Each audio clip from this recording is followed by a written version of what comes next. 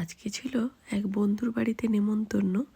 আর ওর বাড়ির পাশেই রয়েছে এরকম একটা ট্রেন লাইন। ট্রেন লাইনের দিকে আমি যতবারই ওর বাড়ি যাই এরকম হাঁ করে তাকিয়ে থাকি কখন একখানা ট্রেন যাবে। কারণ আমার ট্রেন দেখতে কিন্তু এখনও ভীষণ ভালো লাগে। ট্রেনে চড়তে তো ভালো লাগে বটেই, ট্রেন দেখতেও কিন্তু আমার খুব ভালো লাগে। তারপরে ওখান থেকে এসে ওদের যে বাড়ির ক্যাম্পাসটা, ওই বাড়ির ক্যাম্পাসটাও এত সুন্দর দেখতে, কালারফুল একেবারে, যেটা ইংল্যান্ডে দেখাই যায় না এরকম রং বেরঙের বাড়ি।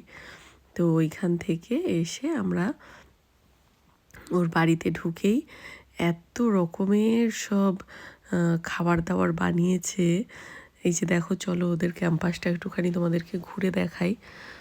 একে তো এখন গাছে কোনো পাতা নেই, সব সেই পাতা শূন্য গাছগুলো যেন সেই, আমার মনে হয় সেই মানুষের এক্সরে রিপোর্ট যেমন দেখতে হয় বা মাছ খেয়ে নেওয়ার পরে যে কাঁটাটা থাকে, খানিকটা সেরকম দেখতে লাগে এই পাতাবিহীন গাছগুলো। মানে পাতা নেই, কোনো কিছু নেই, ঠিক যেন একটা এক্সরে দাঁড়িয়ে রয়েছে।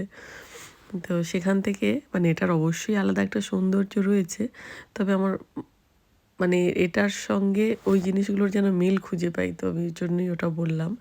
তো যাই হোক, ওখান থেকে এদের বাড়িতে এই যে দেখো ট্রেনটা যাচ্ছে, বাড়ির থেকে জাস্ট একটু দূরেই ট্রেন লাইনটা, কিন্তু আমি কাছাকাছি যাওয়ার আগেই ট্রেনটা চলে গেল। তো আমি এখানে আরেকটুখানি দাঁড়িয়ে আবার পরের ট্রেনের অপেক্ষা করব, যে ট্রেন দেখে তারপরেই যাব আর কি।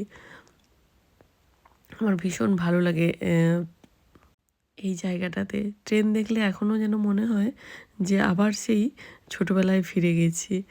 তো ওর এইখানে দেখো ওদের এই ক্যাম্পাসে এই যে সব পাতাবিহীন গাছগুলো রয়েছে, এখানে দাঁড়িয়ে কয়েকটা ফটো ভিডিও নিয়ে তারপরে এবার ভেতরে যাচ্ছি। ওদের বাড়িটা এই যে দোতলায়, দোতলায় জাস্ট ওদের শোয়ার ঘর, তার উপরে আবার ওদের বসার ঘর আর কিচেনটা। আবার নিচে আরও একটা ভাড়াটিয়া থাকে, তাদেরও ওরকম দোতলা, মানে এরা মোটামুটি 4 তলায় থাকে বলা চলে। আর দেখো এখনকার এই ফ্রোজেন খাবার দাবারের যুগেও, মানে যেখানে চাইলেই প্যাকেট করা খাবার এনে ভেজে ফেলা যায়, ওরা কিন্তু কর্তাগিন্নি মিলে রীতিমতো ভোর থেকে উঠে এই যে মোমো বানিয়েছে, বেগুনি বানিয়েছে, তার সঙ্গে আবার অনেক রকমের রান্না তো করেইছে। আর আমাদের বাঙালিদের একেবারে প্রিয় যেটা হচ্ছে নারকেল নাড়ু, সেটাও বানিয়েছে। আচ্ছা ধরো তুমি হঠাৎ করে কারো বাড়িতে গেলে, এরা তো নেমন্তন্ন করেছে, এসছি, এত সুন্দর খাবার দাবার বানিয়েছে, সেগুলো তো মানে দেখেও এত ভালো লাগছিল। হ্যাপি বার্থডে টু ইউ,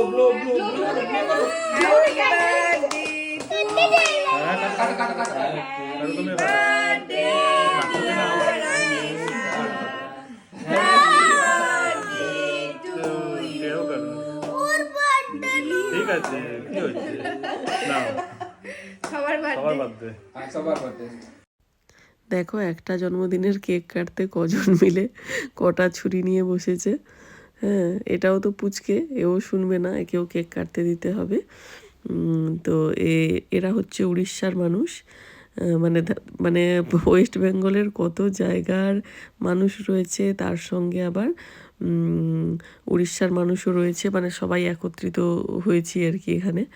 তো যেটা বলছিলাম যে কথাটা, যে ধরো তুমি কারো বাড়িতে গেছো, গিয়ে দেখলে তার বাড়িতে সেরকম কিছু খাবার দাবার নেই, তো তার বাড়িতে যেটুকু ছিল তোমাকে সেটাই সাজিয়ে গুছিয়ে দিল। সে হতে পারে একটুখানি মুড়ি মাখিয়ে দিল, সে হতে পারে যে তার বাড়িতে একটুখানি জাস্ট মাংস বেঁচেছিল, তার সঙ্গে কয়েকখানা রুটি বানিয়ে তোমাকে খেতে দিল। সেইটা যে তোমাকে খেতে দিল, সেটা ধরো খুব একটা খাবারটা একেবারে আহামরি কিছু নয়, মানে খুব সাধারণ একটা খাবার। তো খেয়ে তোমার কি মনে হবে যে এদের বাড়িতে এলাম, আমাকে এরকম খাবার দিল? নাকি উল্টোটা মনে হবে যে এদের বাড়িতে আমি হঠাৎ করে এলাম, কিন্তু এদের বাড়িতে যা ছিল সেটুকুই আমাকে কিন্তু কতটা আন্তরিকতার সঙ্গে খাওয়ালো।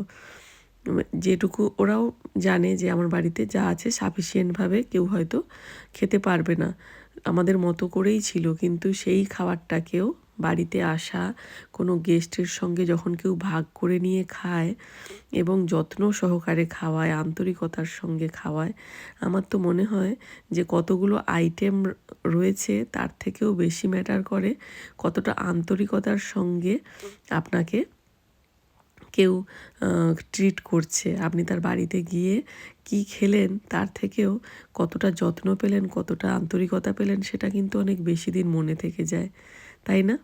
যেটা আমি এদের বাড়িতে এলে বারবার অনুভব করি। এদের বাড়িতেও কিন্তু ঠিক এমনটাই হয়, অনেকটা আন্তরিকতা থাকে।